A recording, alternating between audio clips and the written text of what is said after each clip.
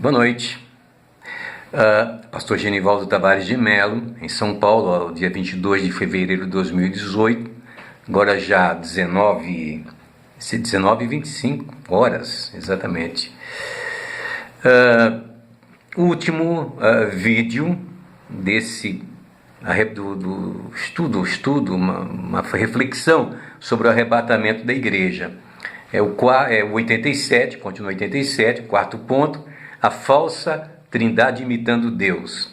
Muito bem. O pessoal não quer saber o que vai acontecer nos 3 anos e meio, na última semana de Daniel. Então o que eu vou falar nesse último vídeo aqui, de uma forma sucinta, porém bem clara. Depois, se alguém quiser estudar, ampliar essas ideias, aí ver quando é que vão acontecer aquelas coisas terríveis que estão lá marcadas, registradas no Apocalipse, não é? Os sinais no céu, no sol, na lua, as estrelas, enfim. Aí estudem, não há problema nenhum. O que eu tenho aqui é o essencial para a gente saber. Alguns querem, já perguntaram, já respondi, né? Qual é o sinal do arrebatamento e qual é o sinal da vinda do Senhor para o milênio? Então falamos, o primeiro sinal é um sinal silencioso para o mundo. O mundo não vai perceber o rapto da igreja. A igreja será tirada da terra, estaremos com o Senhor nos ares. Está lá em Tessalonicenses, já falamos e reprisamos esse assunto. Depois ele vem em glória, todos os olhos o verão, não há dúvida nenhuma. Mas o que acontece nesses 3 anos e meio, nesse período completo que estarão aqui na terra? Primeiro, eu quero dizer o seguinte, que após o arrebatamento, claro que a igreja, vocês veem que o pessoal é louco para acabar com a igreja, fechar a igreja. Isso não vai acabar porque ela vai continuar de uma certa forma, mas os santos, os que esperam, os que estão atentos, lâmpadas acesas, serão levados. Quer alguns concordem ou não, para mim não importa, está na Bíblia, é assim que eu creio, e é assim que milhares de crentes creem. Estamos esperando Jesus vir buscar a sua igreja. Mas, nesses 3 anos e meio, a primeira parte, o mundo continua. Então, o mundo, não é, reestruturado, repaginado, reorganizado, estará dentro de um universo todo, vivendo a sua vida aqui com uma diferença. Falamos aqui, mas eu quero primeiro considerar alguns pontos bíblicos para poder dizer, para a gente poder fechar essa questão de maneira clara, que não haja nenhuma dúvida no coração de vocês. Bem, Satanás sempre quis imitar Deus. Então está lá Isaías 14:2, 12. Como caíste do céu, ó Lúcifer, filho da alva, como foste cortado por terra, tu que debilitavas as nações. Isaías 14:12. E tu dizias no teu coração, eu subirei ao céu e acima das estrelas, de Deus exaltarei o meu trono, e no monte da congregação me assentarei aos lados do norte. E despencou aqui para a terra para tentar a gente aí, tentando todo mundo. Começou lá no Éden, foi vencido na cruz do Calvário, mas não foi aniquilado, é derrotado, não foi aniquilado, nem se deu por vencido. Vocês sabem que hoje há muitas igrejas satânicas adorando, ele quer ser adorado, então já tem muitos adoradores por aí construindo seus templos para adorá-lo. Muito bem, a última grande imitação que ele quer fazer é o que os estudiosos denominam, chamam de trindade satânica. Não é nenhuma má aplicação do termo, porque trindade significa 3, simplesmente uma referência numérica, não é? Portanto, trindade satânica. Essa trindade satânica, ela é formada pela besta que emerge do mar representam as nações, um poder religioso de apoio ao anticristo, não é nenhuma monstruosidade, uma besta, não. Percebe que tudo acontece normalmente, que tem um poder religioso universal, que tem uma forte influência. Ele vai continuar exercendo essa influência, e nesses primeiros 3 anos e meio, muito mais ainda. Deixemos ele de lado um pouco. Depois ele fala da besta que emerge da terra, terra fala de Israel, e essa é exatamente a figura do anticristo. E uma terceira personalidade, que é chamada de o falso profeta, que é uma personalidade que nós não conhecemos, do mundo religioso, do mundo espiritual, que pode vir desse mundo evangélico que está por aí, essas lideranças por aí, hereges, etc. Pode ser um desses aí, fazendo prodígios, cheio do diabo, fazendo coisas de extraordinária para levar as honras devidas ao anticristo.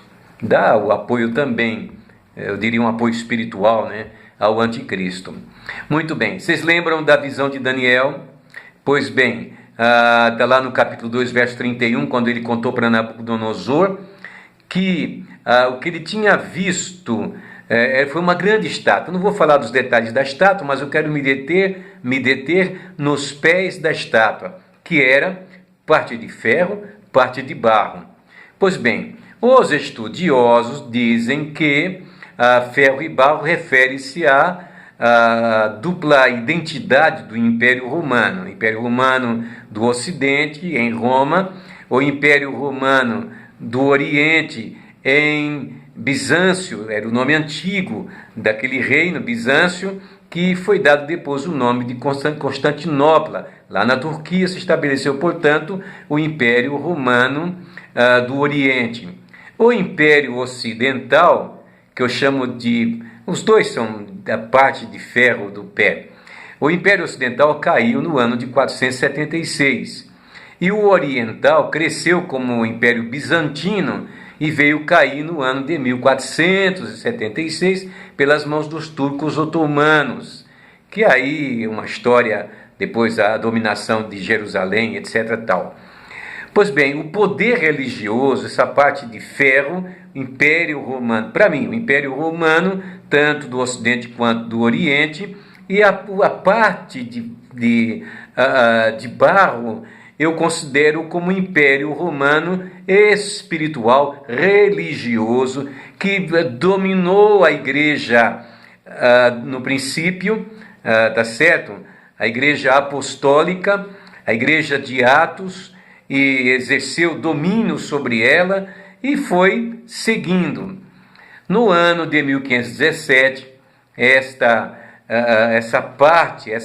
instituição, ela foi ferida de morte, mas também não foi aniquilada, e reviveu, e se restaurou para se tornar um grande poder, de grande influência no mundo todo.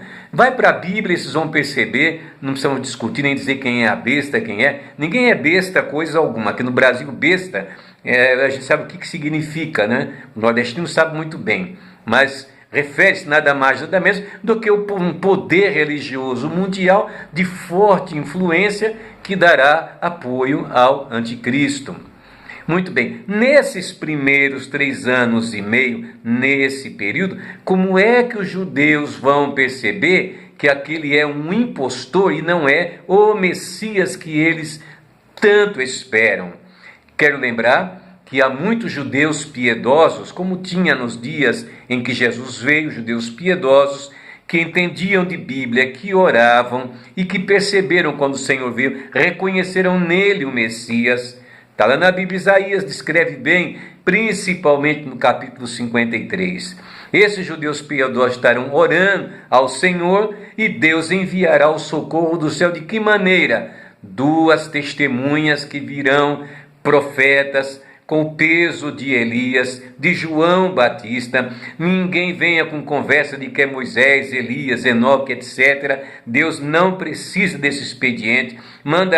Encherá esses 2 homens daqui da terra, do seu poder, da sua graça, de coragem, que profetizarão contra o anticristo, contra todas essas potestades que terão domínio nesse período, até que eles abrem os olhos, percebem e rompem com eles. Só que antes de romper com eles, que acontece? Eles irritadíssimos, eles pegam essas 2 testemunhas e matam as 2 testemunhas, colocam seus corpos na Praça Santa para que o mundo inteiro veja, e farão festa, carnaval, trocarão presentes, farão muitas coisas. Está lá no capítulo 11 de Apocalipse, comemorando a morte desses 2 profetas. Mas no terceiro dia, eles serão ressuscitados e à vista do mundo inteiro eles serão tomados e subirão ao céu.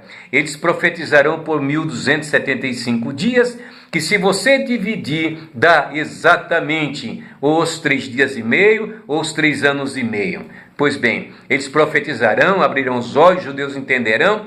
Quando for feito o rompimento, aí vem a segunda metade e o mundo desaba aqui na terra, causando, portanto, a grande tribulação. E se os dias não fossem abreviados, nenhuma carne se salvaria. E, portanto, eu termino assim esta minha reflexão sobre a questão do arrebatamento da igreja, do primeiro sinal, do segundo sinal, do anticristo, da besta, do falso profeta e também das duas testemunhas, que serão os instrumentos de Deus para abrir os olhos de Israel, e o nome do Senhor será sempre glorificado.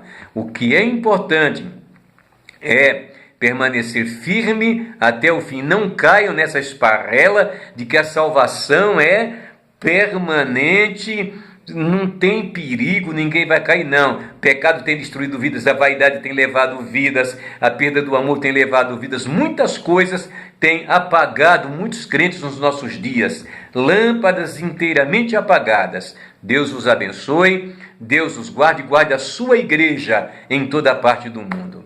Grande abraço.